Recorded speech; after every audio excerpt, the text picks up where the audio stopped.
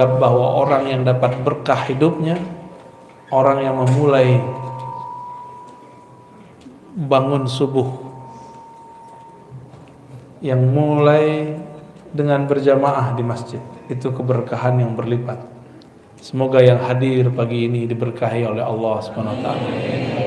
Saya yakin yang hadir ini punya pekerjaan nanti, ya. Tapi menyempatkan pagi hari sebelum bekerja untuk mengisi kalbunya. Insya Allah ini pertanda kalbunya hidup. Semoga ini juga pertanda kalbunya sehat. Kalbu itu di dalam Al-Quran dibagi 3. Ada kalbu muttaqin, hudal lil muttaqin. Ini kalbu yang di dalamnya ada hidayah. Kalbu seperti ini tidak ada keraguan kepada Alkitab dan Sunnah. Percaya kepada yang gaib, menunaikan ibadah dengan semampunya, dan meyakini bahwa hanya Allah lah sang maha pemberi rezeki yang mutlak. Wa mimma razaqnahum yunfikun. Rezeki itu jatahnya sudah ada, tinggal mau jemput. Dan cara menjemputnya tentu beda-beda. Ada orang yang menjemputnya berangkat pagi pulang sore. Ada yang cuma duduk-duduk di rumah, duitnya ngalir terus. Ada yang harus banting tulang, badan sudah hancur tapi tidak kunjung juga dapat, ya. Karena cara dia menjemputnya tidak sesuai. Saya doakan apapun keadaan kita, semoga itu dalam berkah dari Allah Subhanahu wa taala. Keberkahan itu hanya diyakini oleh orang-orang yang muttaqin, yang percaya dan hatinya ada nur yakin. Maka disebut muqinun. Mereka ini orang-orang yang yakin, orang-orang yang penuh keyakinan. Ini disebut qalbul muttaqin. Qalbu apa? Qalbu ini qalbu yang sehat. Makanannya qalbu itu Quran. Isi Quran hudal linnas, hidayah.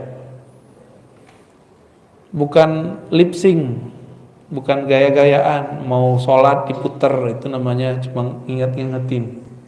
Bukan mushaf itu saja dibawa kemana-mana, bukan. Tapi ketika dia menghayati isinya. Maka jangan terlalu nafsu baca Quran. Baca Quran itu dengan ketenangan kalbu. Baca Quran jangan nafsu, cepat-cepat khatam. Membacanya penuh dengan penghayatan, ya. Semoga di masjid ini nanti ada majelis tafsir Quran berdasarkan kitab-kitab yang sahih, kitab-kitab yang ditulis oleh para ulama ahli tafsir. Gak usah banyak-banyak, 1 ayat 2 ayat, tapi jalan terus. Karena mengatakan makommu nanti di surga adalah di akhir ayat yang engkau baca dan pelajari. Nanti kita terakhir bacanya apa, disitulah makom terakhirnya. Ya. Percaya nggak tuh? Percaya, ya. Apa kata Allah? Irqi, naiklah kamu. Makomnya naik terus, 1 ayat beda dengan orang di samping, itu udah ibarat langit 1 dengan langit 2. Makomnya sangat jauh sekali. Ini qalbu yang pertama, qalbul muttaqi. Ada yang kedua, qalbul kafirin. Qalbu orang-orang yang kafir. Qalbu orang yang kafir ini sawaun alaihim a anzartahum am lam tunzirhum la yu'minun. Qalbu dia keras.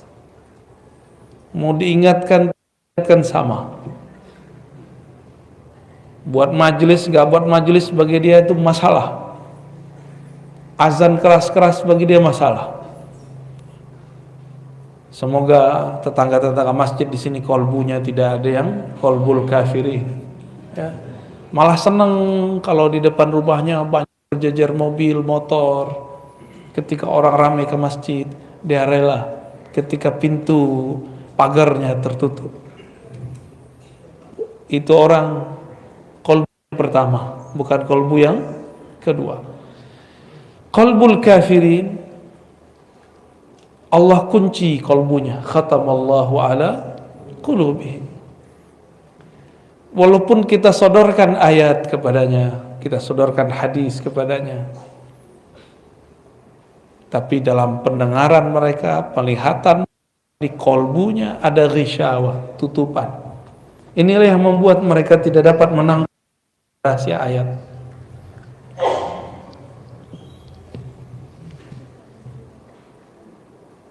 Namun ada kolbu yang lebih gawat lagi, namanya kolbul munafiqin. Kolbu orang munafik. Munafik itu nafaqah. Orang-orang yang menunjukkan kesolehan tapi menyembunyikan kekufuran. Izhar as-salah wal iman wa ikhfa'ul kufr wal fisq, menyembunyikan kebusukan hatinya, kekufurannya, ingkarnya, menunjukkan kesolehannya. Maka orang begini ketemu orang beriman, yang pertama kelompok muttaqin, usahakan soleh. Nanti ketemu orang-orang kafir pun dia ejek lagi itu orang-orang yang muttaqin. Namun karena mereka ini menyembunyikan kekufuran, sangat sulit untuk mendeteknya. Mendeteksi ini orang ini siapa sebenarnya. Disebutkan di dalam Al-Quran bahwa mereka ini mengatakan beriman kepada Allah dan hari akhir, tapi sebenarnya mereka tidak percaya. Seperti lain di mulut, lain di hati. Ini ciri pertama, qalbu munafik. Dan dalam diri kita ada itu semua. Ketika kita takbir, lisan membaca Allahu Akbar, qalbu tidak membesarkan Allah. Ini sudah mulai kena itu. Kepala sujud, tapi hati tidak sujud. Kita semua ya, benar. Baca subhana rabbil azim wa bihamdi, tapi tidak mentakzim Allah. Baca subhana rabbil a'la wa bihamdi, tapi tidak Allah subhanahu wa ta'ala. Allah enggak perlu disuci-sucikan. Persepsi kita tentang Allah yang perlu disucikan. Ya. Mereka ini yukhadi'un. Mereka ini mencoba menipu Allah dan orang-orang beriman. Dikira kalau berpenampilan yang saleh, berkalam-kalam yang Arabik ya, ke Arab-Araban, berpenampilan seperti ahli salat, bisa menipu orang beriman, bisa menipu Allah Subhanahu wa ta'ala. Ini orang sibuk dengan penampilan, enggak sibuk dengan yang di dalam batinnya. Inilah nasib orang-orang munafik, disebut qalbul munafiqin. Qalbu munafik itu dikatakan dalam Al-Quran, fi qulubihim marad, di kalbu mereka ada penyakit-penyakit. Ayat ini menunjukkan bahwa penyakit itu tidak hanya yang zahir, penyakit pala. Kalau bapak ibu ini penyakit kantong ya, ngomong sama dia duit aja isi otaknya. Apa kabar? Ah, dompet kurang. Omongannya duit. Kapan ngomongin Allah? Ada lagi ngomonginnya kawin. Kapan membicarakan Allah Subhanahu wa ta'ala? Maka disebutkan dalam ayat lain, wala yazkurunallaha illa qalila. Munafik itu kalbunya tidak ingat, tidak sebut Allah kecuali sedikit. Penampilan soleh, tapi kalau ngomong ke politik, kebencian isinya. Enggak ingat Allah Subhanahu wa ta'ala. Mereka lah yang merusak di zaman Rasulullah sallallahu alaihi wasallam. Mereka tidak punya tempat di sisi Rasul sallallahu alaihi wasallam.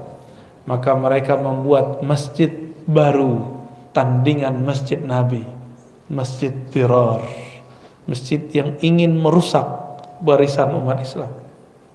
Masjid tandingan. Tapi ketika mereka makar, Allah pun bermakar. Karena makar itu dibuat oleh hamba Allah. Si hamba tunduk kepada Allah Subhanahu wa ta'ala. Ketika mereka makar, apa yang terjadi?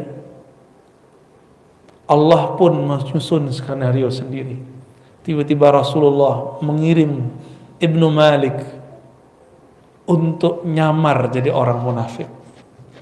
Satu kali Nabi SAW diundang oleh beberapa sahabat untuk makan di rumahnya. Ketika giliran sampai di seorang sahabat, Nabi diminta sholat di rumahnya. Ternyata ini rumah baru diresmikan. Itulah dalil kalau kita baru naik rumah, diundang ulama, guru ngaji, sholat di situ. Sholat sunnah kah atau sholat apapun. Itu bukan bid'ah ya. Nggak tahu tanya aja dalilnya. Jangan bilang bid'ah mulu ya. Apa istilah orang sini? Kalau rumah baru kita huni itu apa? Naik rumah ya. Bener. Samalah dengan istilah kampung saya. Makanlah Nabi SAW di sana. Selesai makan, ngobrol. Tahu-tahu Nabi nanya, "Aina fulan? Aina Ibn Malik? Mana si Malik?" Berkatalah sahabat Nabi yang lain, "Wahai Rasulullah, itu si Malik munafik. Dia masuk wajahnya wajah munafik. Masa dia hadir di Masjid Dirar?" Kira-kira begitu. Apa kata baginda Nabi SAW? Pada pelit selawat ya, dari tadi saya ngetes itu cuma ada yang selawat. Selawat dong Pak. Ya. Antum nanti panggil-panggil Nabi, Nabi cuekin karena nggak pernah selawat di dunia. Sebut nama Nabi lewat aja, bengong aja. Udah sadar belum? Masih dalam tidur ya? Masih tidur? Wudhu lagi. Nabi Sallallahu Alaihi Wasallam ketika beliau bertanya, "Di mana Malik Ibnu Malik?" Jawaban para sahabat radhiyallahu taala anhum, "Dia munafik wahai Rasulullah." Lalu Nabi SAW mengatakan, "Jangan kamu katakan dia munafik." Kenapa? Li'annahu, karena dia berkata la ilaha illallah Muhammadur Rasulullah. Dari kolbunya dia baca. Jadi Nabi ini melarang orang kalau sudah syahadat terus kita tuduh, itu dilarang. Cuma karena beda masjid, apalagi beda partai, apalagi nanti beda coblosan, itu nggak ada urusan antara munafik dan tidak munafik. Di partai manapun ada orang munafik, ada orang mukmin, ada mukhlis, ada yang bermuka 3, bermuka 2, ada yang muka 1, ada lengkap semua. Bisa jadi orang yang dituduh itu bukanlah seperti yang dituduhkan kepadanya. Nabi SAW membersihkan nama sahabat ini. Ternyata itu orang adalah orangnya Nabi, disisipkan kepada orang munafikin. Jadi tenang aja. Katanya corona ini buatan-buatannya mereka ya. Biarin, tenang aja. Emang Allah tidur? La ta'khudhuhu sinatu wala naum. Allah tidak pernah tidur. Ngantuk aja enggak. Kenapa kita ngantuk? Karena kecapean. Allah pernah capek enggak? Allah pernah lelah? Tidak pernah. Allah pernah lalai? Enggak.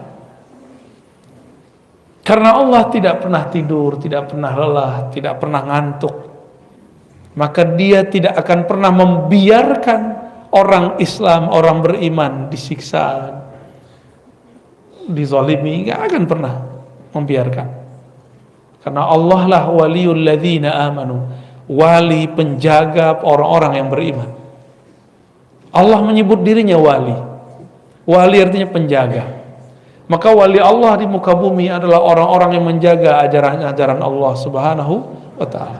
Ajaran Allah itu bukanlah ketika berpakaian, pakaian takwa. Ini emang pakaian takwa namanya? Ini pakaian Ahok ini.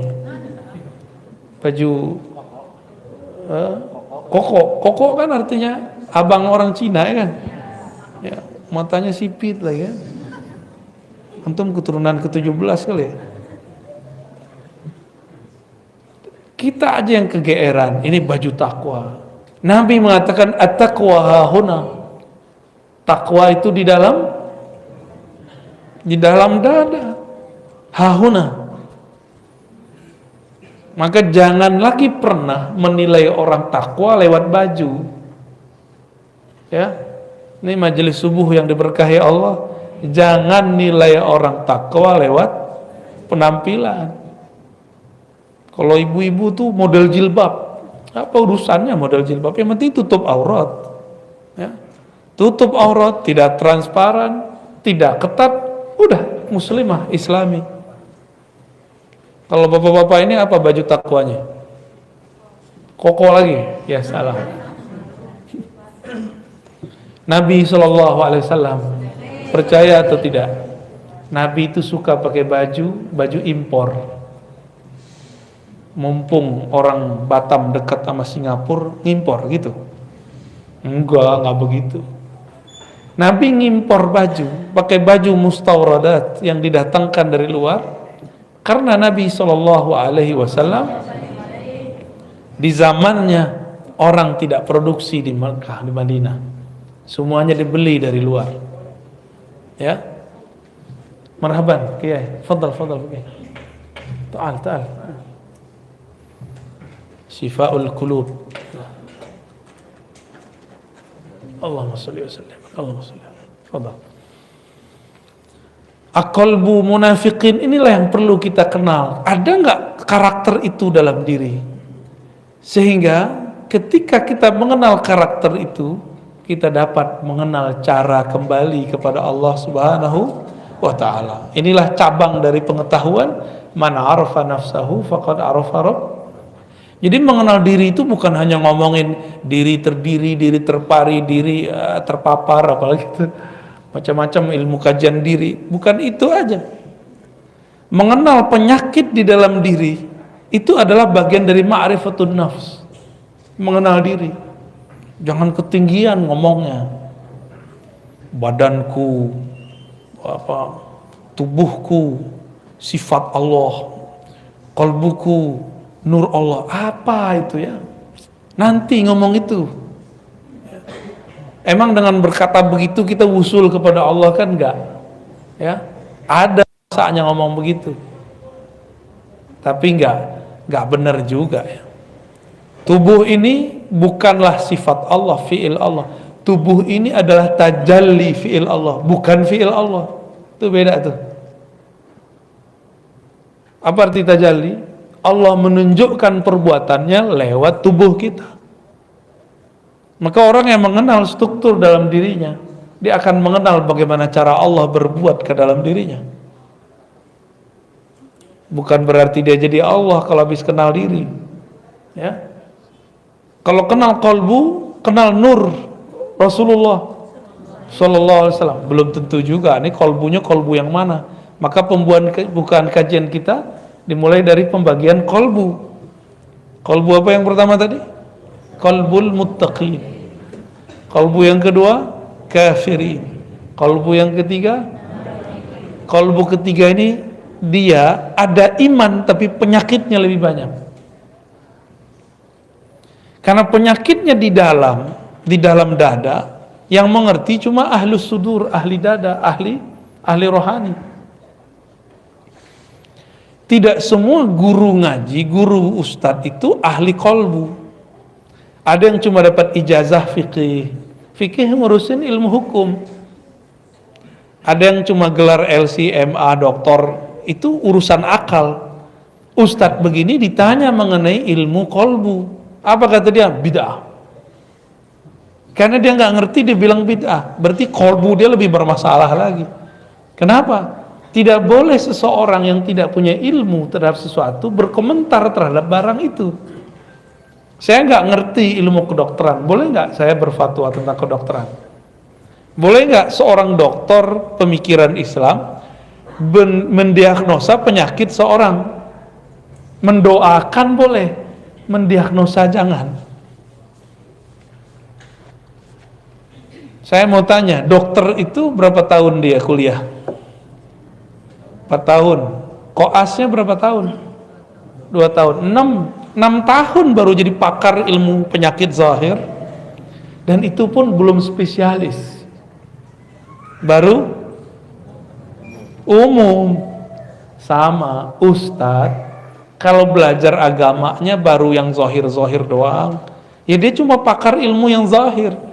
Jangan menjawab perkara yang batin. Ini ada orang gak pernah ngaji tasawuf, ditanya mengenai tasawuf, apa kata dia? Oh, jangan belajar tasawuf, gila ntar. Tetangga saya belajar tasawuf, gila. Tuh, berarti kasat mata yang dia hitung. Terus untuk apa dia belajar selama ini? Dan percuma dia belajar selama ini. Ada nggak orang kerja terus diberhentiin, apa namanya itu, di PHK, stres? Ada nggak? Ada nggak orang kapok bekerja? Kenapa orang nggak kapok bekerja? Lebih banyak orang stres karena di PHK daripada belajar zikir. Karena syaitan tidak pernah diam jika ada hamba Allah ingin belajar tentang Allah. Nggak mau syaitan diam. Makanya guru-guru ngaji, guru-guru tasawuf, guru-guru mursyid tidak akan dibiarkan oleh syaitan, kecuali dia akan membisikkan wali-walinya, wali-wali syaitan, untuk ikut menyerang ahli-ahli tasawuf itu. Maka ciri-ciri tentara syaitan adalah menyerang ahli zikir, menyerang mursyid-mursyid yang bersanad tarikatnya kepada Rasulullah Sallallahu Alaihi Wasallam. Karena hanya itulah cara menjauhkan umat dari pewaris-pewaris Rasulullah Sallallahu Alaihi Wasallam. Syaitan itu nyata atau tidak? Tampak nggak? Tampak tidak, nyata iya. Tampak tidak, nyata iya. Apa kerjaan syaitan? Yuwaswisu. Apa arti yuwaswisu? Membuat was-was. Yuwaswis bahasa Arabnya itu kata kerja yang sedang, akan, dan selalu. Jadi syaitan itu nggak akan pernah diam untuk membuat suuzonnya umat lewat lisan-lisan dai-dai yang juhala, yang jahil. Bukan dai ilallah, dia dai kepada dirinya, bukan dai ilallah, supaya umat jauh daripada ma'rifatullah, mengenal Allah Subhanahu wa ta'ala. Apa ciri-cirinya? Mereka menghina kajian-kajian ma'rifatun nafs, menghina kajian mengenal diri, karena pintu satu-satunya mengenal Allah hanyalah mengenal diri. Saya mau tanya Bapak Ibu, sholat di tengah rumput, di tengah hutan, dengan di masjid, khusyuan mana?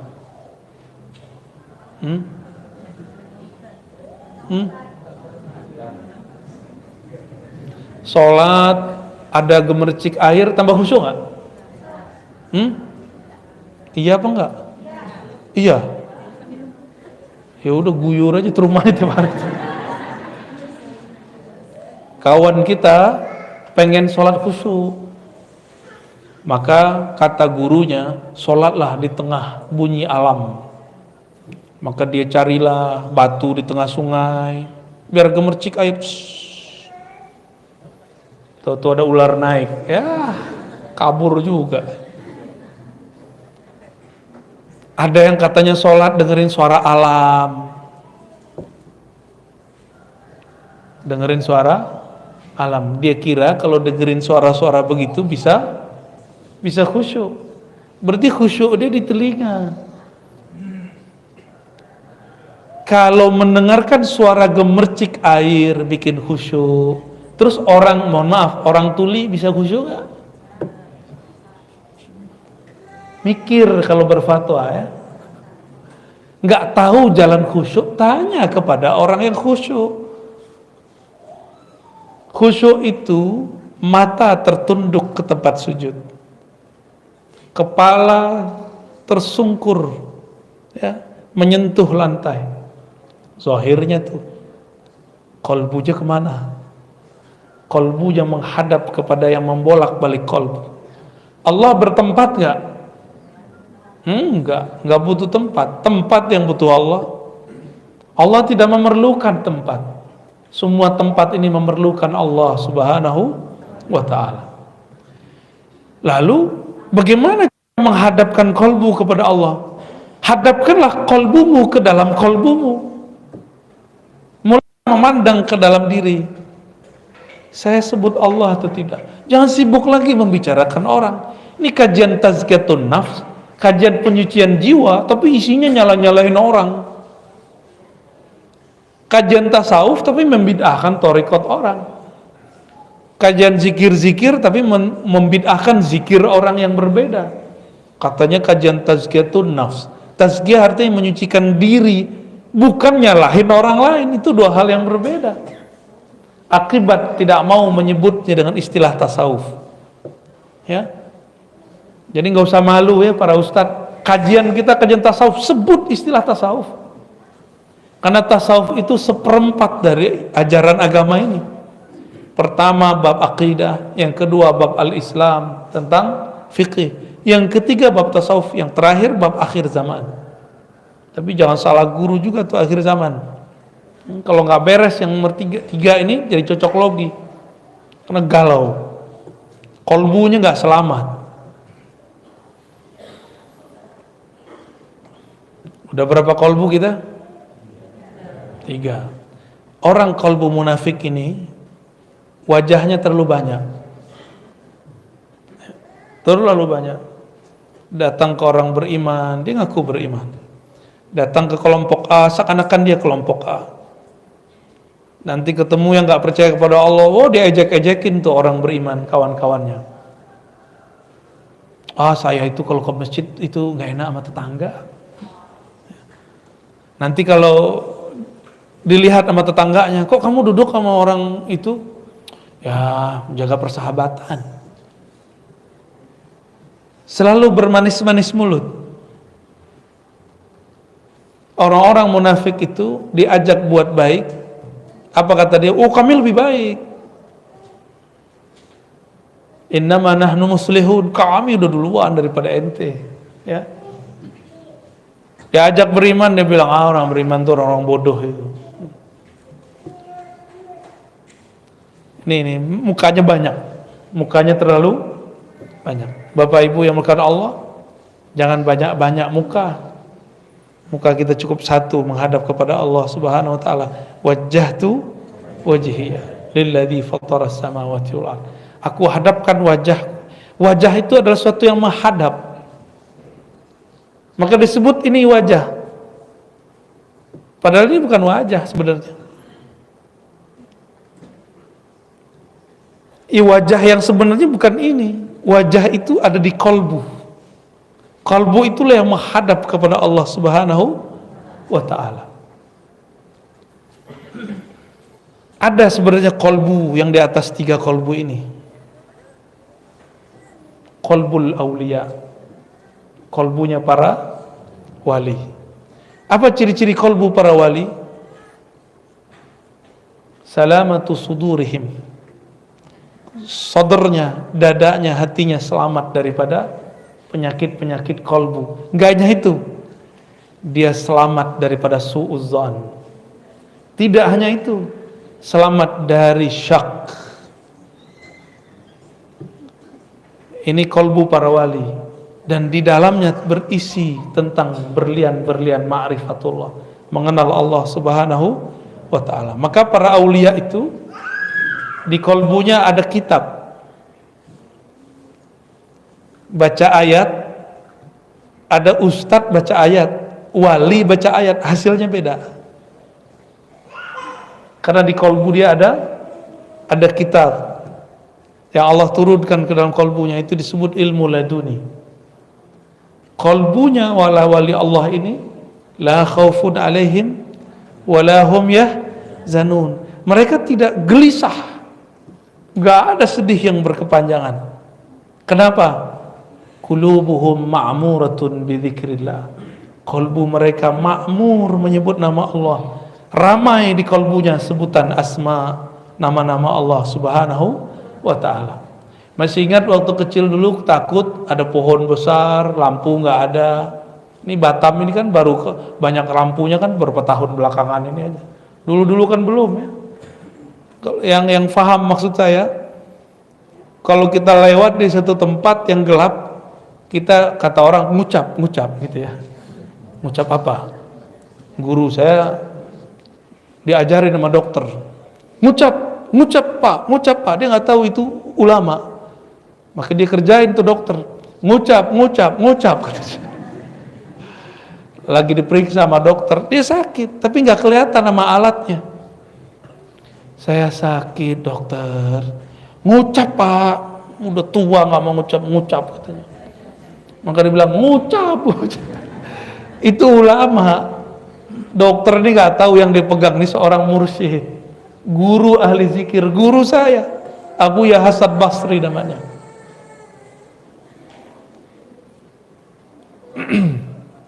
Ya kadang-kadang kita menggarami laut. Nah ini kadang-kadang nggak nyadar juga ya. Di depan saya laut apa nih? Kolam. Jangan comberan. Bapak Ibu ya bahkan Allah. Ada qalbul aulia, ada juga qalbul anbiya. Qalbu para nabi. Qalbu para nabi. Jika para wali di dalamnya ada zikrullah, ada ilham dari Allah, maka para nabi di dalamnya ada ma'rifat kenabian, wahyu. Maka setinggi apapun wali, dia tetap di bawah seorang nabi. Gak ada wali yang lebih tinggi daripada nabi. Para nabi itu pun masih ada lagi kolbu Nabi Muhammad, itulah yang paling tinggi. Jadi berapa macam kolbu?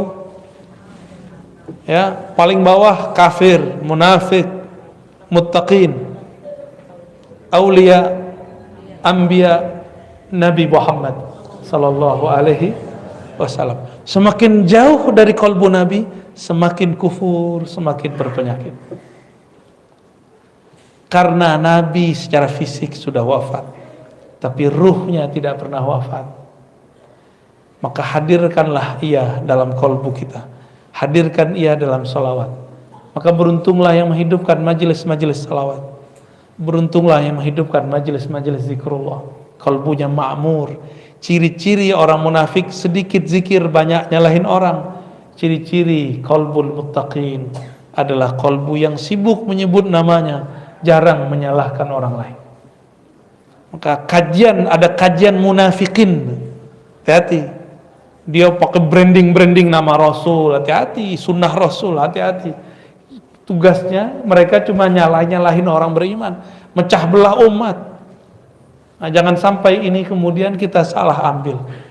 Semoga ke depan umat tambah dewasa, tambah mengerti mana yang disebut nutrisi kolbu, mana yang akan merusak kolbu, ya, mana yang akan menyembuhkan kolbu, syifa, mana yang menjadi halak, ya, menghancurkan kolbunya. Allahumma amin ya rabbal alamin. Gimana Pak? Udah. Suatu kali ada seorang sahabat tanya kepada Rasul, hadis sahih Muslim sallallahu alaihi wasallam. Wahai Rasulullah, aku senang dipuji. Apakah itu merusak amal ibadahku? Aku dipuji orang lain, padahal aku tidak memulainya, tapi senang gak dipuji? Ini contoh nih, kalau nggak senang dipuji kita cek. Posting sesuatu di like orang, senang nggak? Tuh berarti senang dipuji. Ya. Jangankan antum, itu kiai samping saya aja begitu kok. Itu normal, sisi manusiawi. Kalau nggak manusia. Tapi kita nggak niat mau dipuji, ininya bedanya, ya. Bedanya apa? Posting biar ada yang like. Itu bahaya tuh. Posting aja, share aja, tapi jangan niat mau dipuji. Dua hal yang beda. Apa kata Nabi Muhammad sallallahu alaihi wasallam? Itu adalah keridhaan yang Allah dahulukan, yang Allah kabarkan lebih awal. Jadi kalau kita dipuji orang, lalu kita anggap ini Allah yang memuji, digerakkan lewat mulut orang itu, ini disebut dengan apa? Barusan sudah saya sebut. Kabar gembira yang sudah didahulukan. Jadi kita ini diterima di sisinya, maka Allah gerakkan makhluk-makhluk ini memujinya. Ternyata ada namanya ma'rifatul hub, ma'rifat cinta. Allah itu adalah maha mencinta, maka dia menyebut dirinya yuhib. Innallaha yuhibbul muttaqin, innallaha ma'as sabirin. Ya. Innallaha, gimana lagi ayatnya? Ya, yuhibbul mutatahhirin, tawabin. Semuanya itu ada sekitar 7 lah kata cinta. Allah menyebutkan kata cinta sebagai kata kunci tentang dirinya. Kalau saya mencintai seseorang, itu saya memerlukan perhatian dia, saya butuh dia. Tapi kalau Allah cinta seseorang, itu Allah sedang memberikan anugerah kepadanya. Allah tidak butuh dia, Allah tidak memerlukan dia. Ini beda cinta kita dan cinta Allah Subhanahu wa ta'ala. Kita mencintai pasangan karena kita butuh perhatian dia, layanan dia. Tapi Allah cinta hambanya, tidak memerlukan mereka. Allah Subhanahu wa ta'ala mengabarkan kepada Nabi Muhammad sallallahu alaihi wasallam, jika Allah mencintai seseorang, idza ahabballahu 'abdan, maka Allah memberitahu kabar kepada Sayyidina Jibril, ya Jibril, inni uhibbu fulanan, wahai Jibril, aku cinta kepada si fulan, fa ahibbahu, maka cintailah ia. Maka Sayyidina Jibril sejak saat itu mencintai orang itu tanpa pernah berhenti, karena sekali Allah mencintai makhluk, selama-lamanya dia mencintainya. Allah tidak pernah mengkhianati cintanya. Allah itu sangat setia. Beda sama kita, beda dengan saya, beda juga yang di samping saya, beda. Dulu pernah jatuh cinta seseorang terus hambar, pernah nggak? Ya, itu kita. Ada orang menikah mewah, meriah, tapi umurnya cuma seumur jagung, 3 bulan cerai. Karena yang dia butuhkan tidak ada di situ, yang dia perlukan tidak ketemu di situ. Suatu kali ada orang nelfon Buya Hamka. Dalam bukunya dicerita, dalam videonya pun, dalam suara rekamannya dicerita, perempuan itu menelpon beliau, masih keturunan Ningrat, ingin menjadi istri Buya Hamka. Buya Hamka bilang, saya sudah tua, saya tidak bisa menafkahi batinmu. Apa kata dia? Saya tidak perlu, wahai Tuhan, saya hanya ingin membersamai Buya. Wah, gawat itu. Tapi begitulah cinta, dia hanya ingin khidmah kepada yang dicintainya.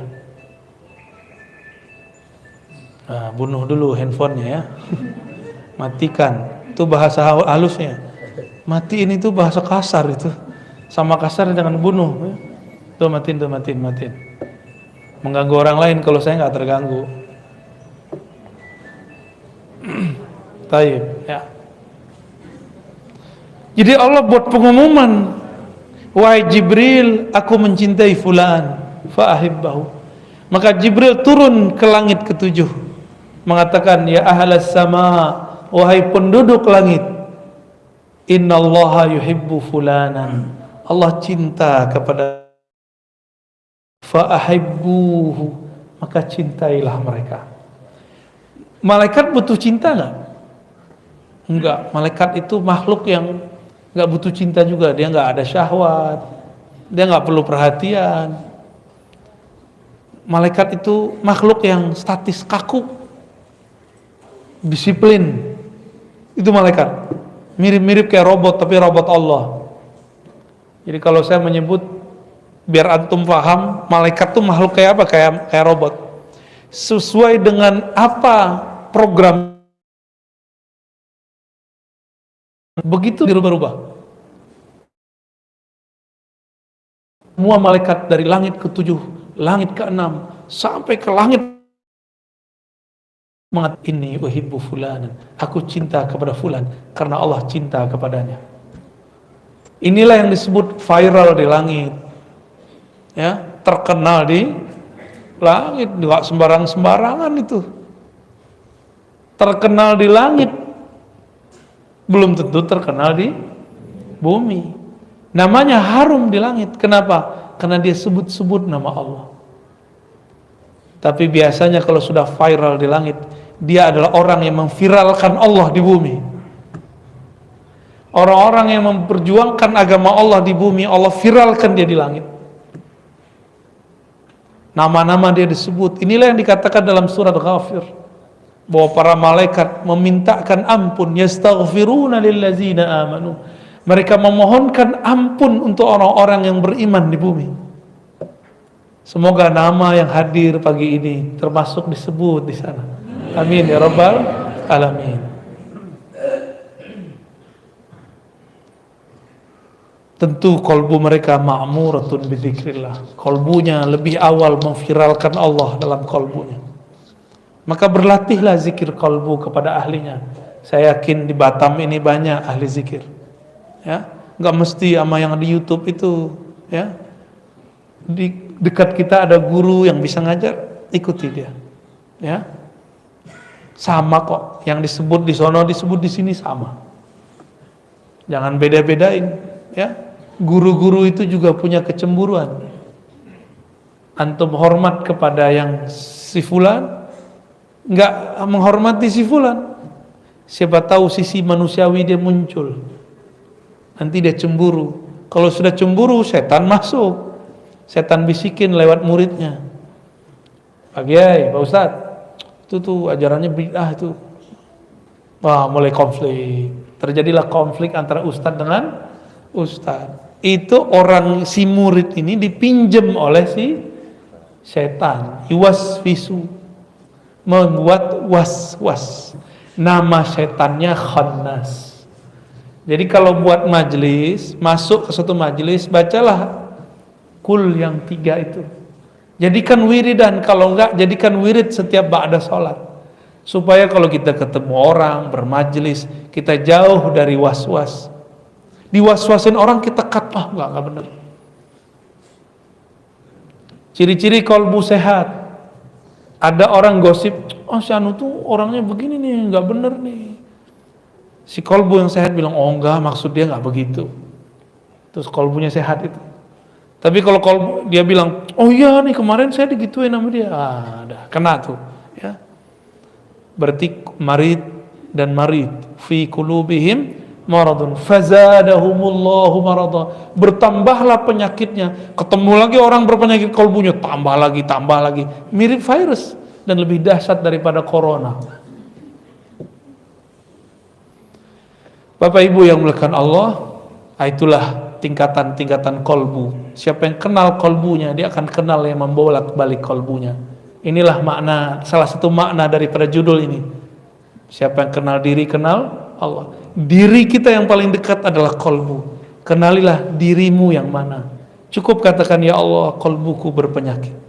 Engkau maha penyembuh, sembuhkanlah ya Allah.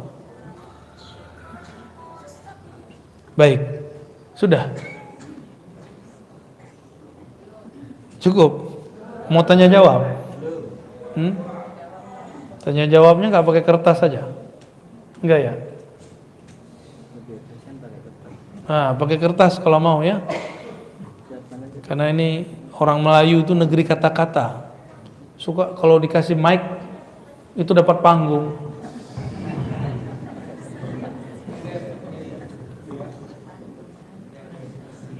Nah, silakan ditulis.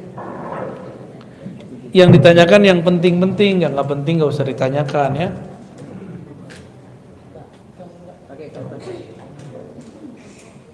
Wah, Pak Armen dari Tanjung Piau, Piayu, Kubu, sekampung Pak.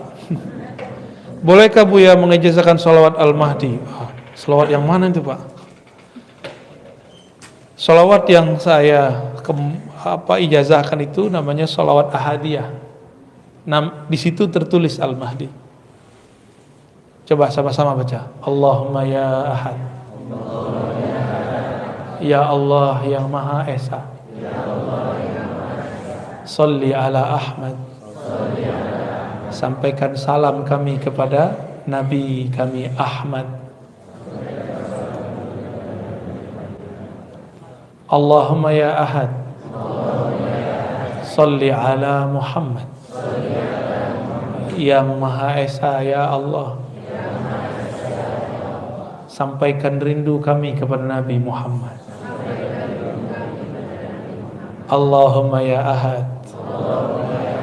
Sholli ala al-Mahdi khalifatika ya ahad. Ya Allah yang Maha Esa, sampaikan salam kami, rahmat Engkau kepada Imam akhir zaman, Al-Imam Al-Mahdi, Khalifah Engkau, wahai yang Maha Ahad. Saya ijazahkan siapapun yang mengamalkan itu, ya. Afdolnya pagi diamalkan 100, kalau tidak ya 10, kalau enggak ya sekali. Karena itu peta ma'rifat akhir zaman. Kenapa dimulai dari Ahad Ahmad, Ahad Muhammad, Ahad Al-Mahdi? Karena yang ada di kolbunya Nabi SAW mengenai ilmu ma'rifatullah Al-Ahad. Yang ada di kolbu Nabi ilmu tentang Ahmad, yang ada di kolbu Al-Mahdi ilmu tentang Ahad dan Muhammad sallallahu alaihi wasallam.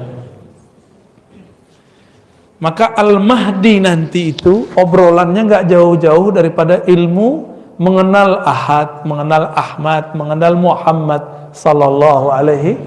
Itu aja ciri. Jadi ciri-cirinya bukan hidung mancung, jibat apa? Langsung tutup hidung dia. Emang antum hidungnya mancung? Kalau di hadis hidungnya mancung, jidatnya lebar. Itu setelah diislah, kelihatan semuanya. Sebelum diislah, betapa banyak zuriat Nabi hidungnya mancung, jidatnya lebar. Yang enggak zuriat Nabi juga banyak. Ada orang datang ke saya ngaku Imam Mahdi, cuma karena jidatnya lebar, hidungnya agak mancungan dikit. Tapi kalau saya hitung-hitung dari samping mancungan saya juga sih. Langsung kita ngomong, ente kalau standar Mahdi itu ke jidat lebar, hidung mancung, mancungan habaib, mancungan orang Arab, mancungan orang-orang Eropa. Hadis itu kan riwayat ahli hadis. Ahli hadis hanya meriwayatkan yang empirik. Apa arti empirik? Yang zahir-zahir. Yang meriwayatkan di balik itu siapa? Itu ulama yang takut kepada Allah, al-arifuna billah, ahli ma'rifat. Mereka yang ngerti siapa Al-Mahdi. Ada lagi yang datang, dia bilang ke saya bukan ulama, tapi kalau ustadz nggak ngerti tentang Mahdi tanya saya. Ya salam. Yang ustadz siapa? Ya. Yang ngerti Al-Mahdi siapa? Ada yang ngomong begitu. Hebat nggak tuh? Ya, cuma lewat mimpi-mimpi doang dia percaya Al-Mahdi. Apakah zikir Allah atau hu Allah atau hu boleh diamalkan tanpa talqin dari guru? Nggak boleh. Harus pakai guru. Zikir Allah itu zikir sudah zikir, kalau versi kedokteran harus dengan resep dokter. Kalau nggak pakai dosis dari dokter takut overdosis. Dan saya sudah banyak ketemu lancang ngamalin zikrullah tapi nggak lewat ahlullah. Maling namanya, nyuri ilmu lewat YouTube. Dulu jangankan lewat YouTube, orang ngaji dalam masjid kita nguping lewat jendela, itu haram diamalkan, nggak boleh. Itu nyuri namanya. Hadir, harus hadir. Karena yang diberkahi itu orang yang hadir. Orang yang hadir itu dia sudah menghancurkan egonya. Kayak Kiai ini kan udah menghancurkan egonya, duduk di bawah saya itu udah hancur egonya sudah. Tapi setan bilang lagi, ente hebat, ego mau bisa diatur. Setan itu dia berbintang-bintang. Ada setan ego, ada setan kalau ego sudah hancur dia muncul lagi, itu bintangnya 3 tuh. Nah, dia masuk ke dalam sir, dia dipelototin terus. Hati-hati ya, hati-hati. Makanya disebut hati-hati ya. Jadi jangan coba-coba amalkan zikir itu tanpa bimbingan seorang mursyid. Khawatir salah dosis. Jangan-jangan yang gila-gila itu dia pernah ngamalin lewat buku. Bener Pak Kiai? Kalau pengalaman saya di kampung dulu, itu banyak yang bunuh diri. Bukan banyak, ada satu bunuh diri. Tiba-tiba dia terjun ke jurang. Stres. Sebenarnya stres karena pekerjaannya nggak ada. Pelarian ke torikot. Torikotnya tidak menyembuhkan karena torikotnya tidak, gurunya nggak memperhatiin dia. Yang diajarkan zikir standar. Nggak puas, galau, terjun masuk ke tebing, mati. Apa kata orang? Oh dia sesat karena masuk torikot, dia gila. Bukan, dia tuh stres karena pekerjaannya, melarikan diri ke torikot. Ada adik kelas saya kuliah di kampus. Di kampus itu lagi ketat-ketatnya, ada dosen yang ketat dalam buat proposal tesis. Stres dia, stres melarikan diri belajar torikot. Ternyata dalam stresnya dia sudah gila. Diajarin torikot tambah gila. Hilangin dulu stresnya baru belajar torikot. Ya, makanya mohon maaf kepada yang minta talqin, saya tidak pernah mengobrol talqin. Ngaji aja dulu sehingga muncul kesadaran batin yang dahsyat baru ditalkin. Nggak penting talkin kalau belum beres isi kepalanya. Ya, jadi jangan minta talkin pakai nafsu. Ya, baru sekali ketemu minta talkin. Ya, kecuali kiainya bolehin. Kalau saya enggak. Yang saya dapat dari dulu nggak begitu. Saya ngaji dulu lama-lama baru saya talkin. Sehingga betul-betul kalimah itu masuk ke dalam kolbu karena kesadaran, bukan karena ikut-ikutan. Orang nangis kita nangis, enggak. Orang zikir kita zikir, enggak. Karena ada kesadaran itu dalam diri baru kita baca. Apa yang dimaksud Nur Muhammad? Ini bukan Nur Muhammad nama orang ya.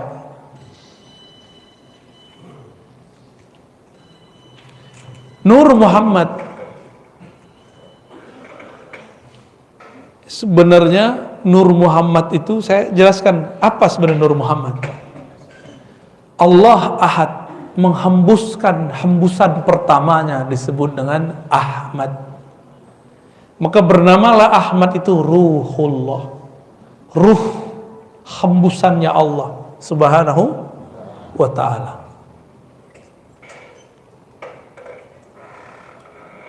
Udah paham? Yang nggak ikut nggak dapat bagian berarti. Ya. Ruhullah itu memancarkan cahaya. Cahayanya disebut dengan Nur Muhammad. Ada yang debat. Saya lagi pulang kampung di debat. Dia nggak bisa bedain antara ruh dan nur. Pakai hadis palsu lagi. Awal yang diciptakan Allah adalah nur nabimu wahai Jabir. Itu kan hadis nggak sahih. Gak usah pakai hadis itu kita ada hadis yang lebih sahih. Nur itu adalah ruh, ya salam. Nur ya nur, ruh ya ruh. Gak ngerti nanya, jangan debat dulu. Ini udah debat aja ya. Naik lagi tangannya begini kan. Oh berarti yang nanya itu bukan sisi nurnya, tapi zulmaniyah dalam dirinya. Karena ada kesombongan ketika bertanya. Ingin menjidal, mendebat. Padahal ilmu ini bukan untuk jidal, bukan untuk debat. Ilmu ini peta jalan pulang kepada Allah Subhanahu wa ta'ala.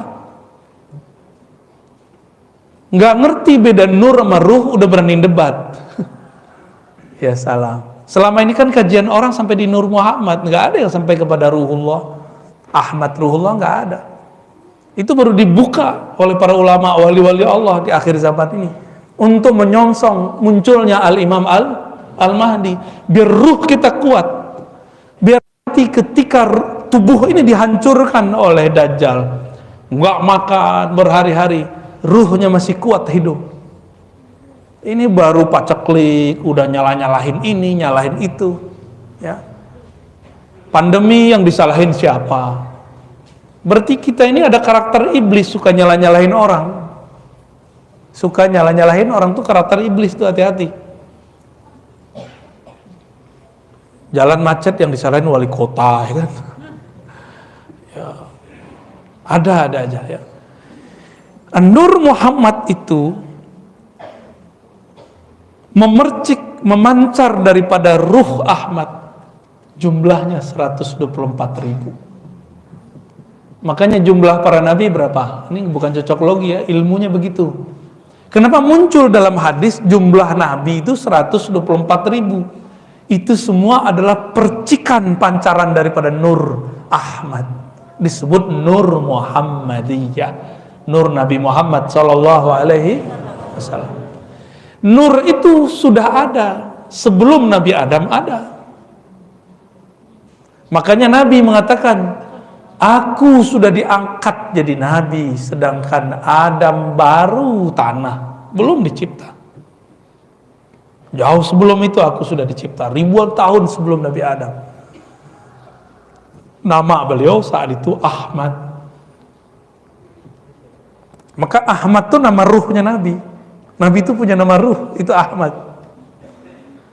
Maka Ruhullah Isa mengabarkan, inni mubasyirum birasuli ya'ti min ba'di ismuhu Ahmad, surat Shaf ayat 6. Aku Ruhullah mengabarkan sang sumber ruh, yaitu Ahmad, akan datang di akhir zaman.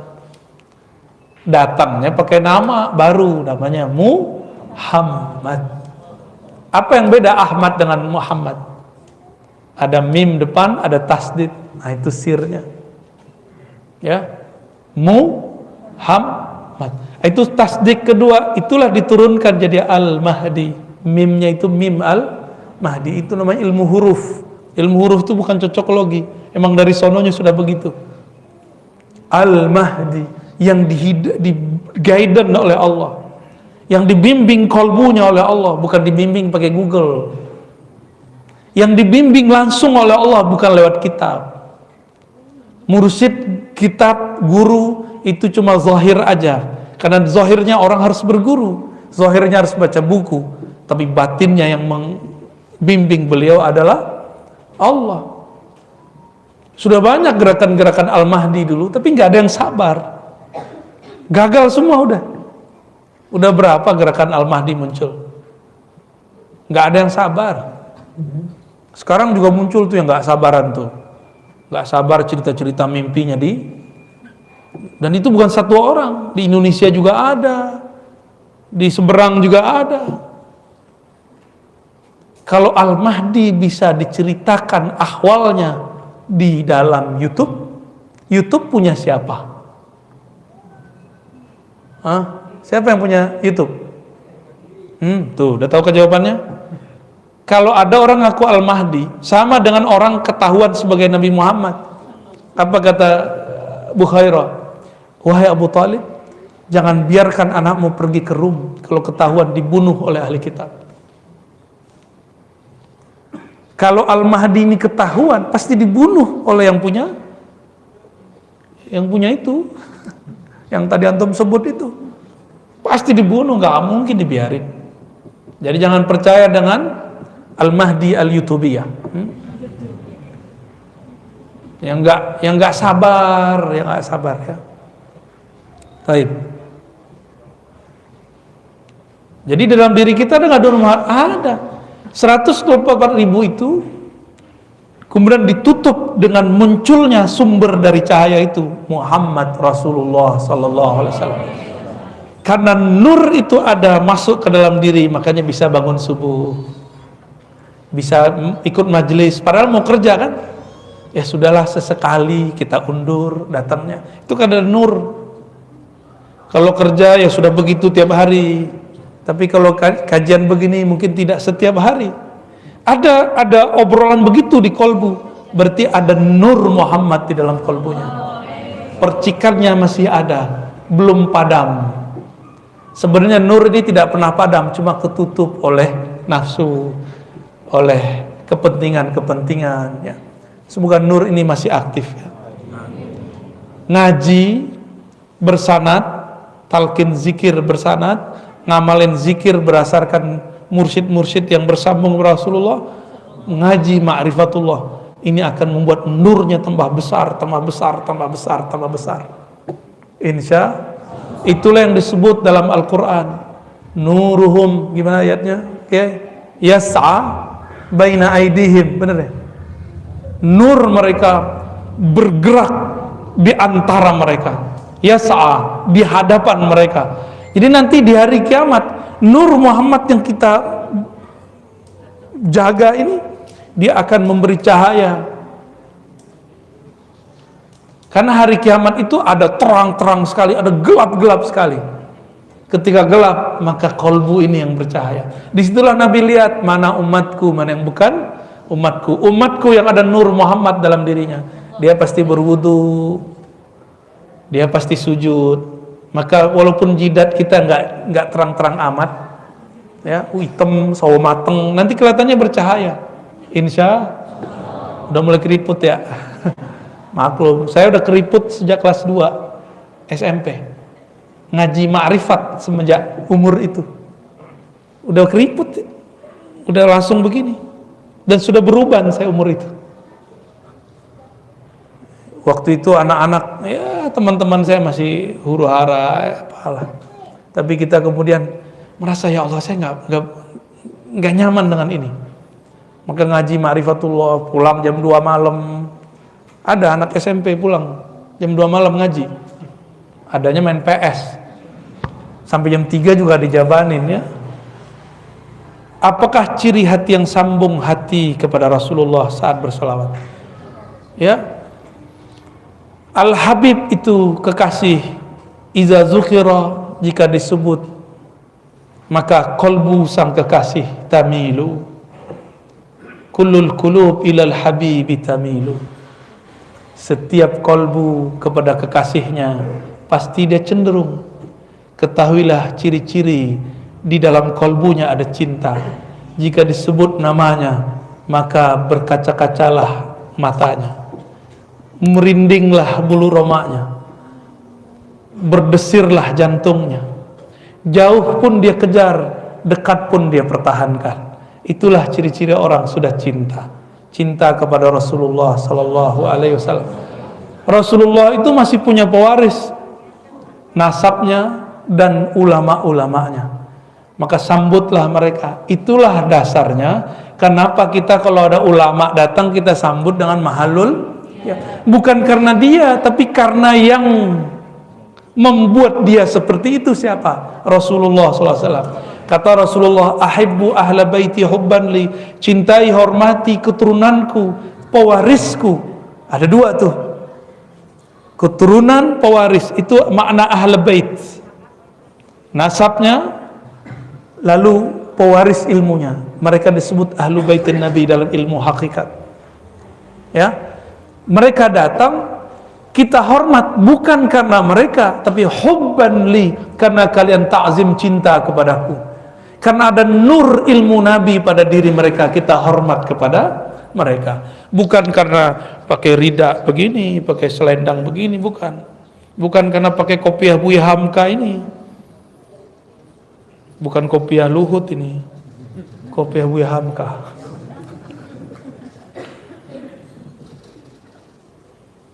Kok kemana-mana perginya? Udah ya? Oh, ada lagi satu lagi terakhir. Ruhul Jihad. Ini namanya apa nih?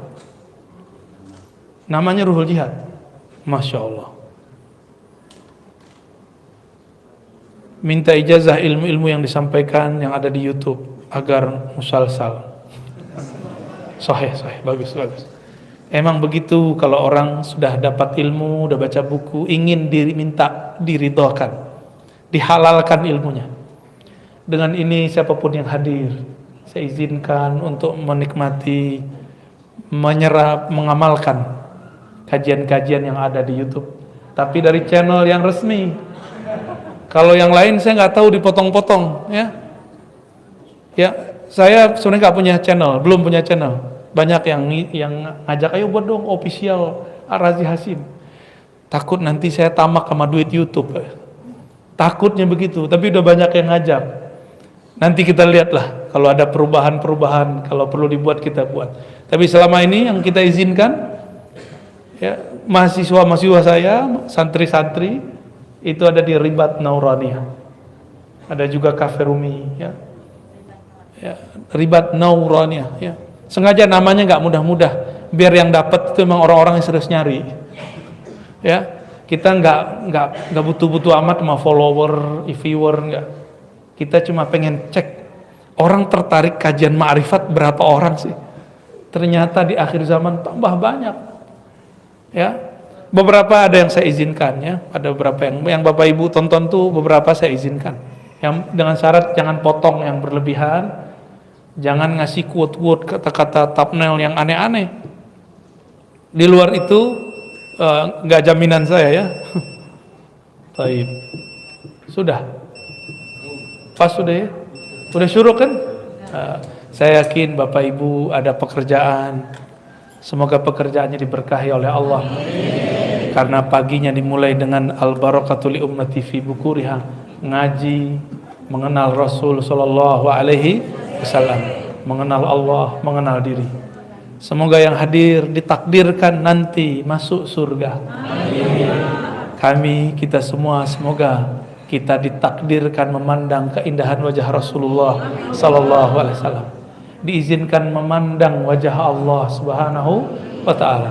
Allahumma ya Allah ya Rahman ya Rahim, wajahmu terlalu mulia untuk kami pandang, tapi engkau ingin juga dipandang.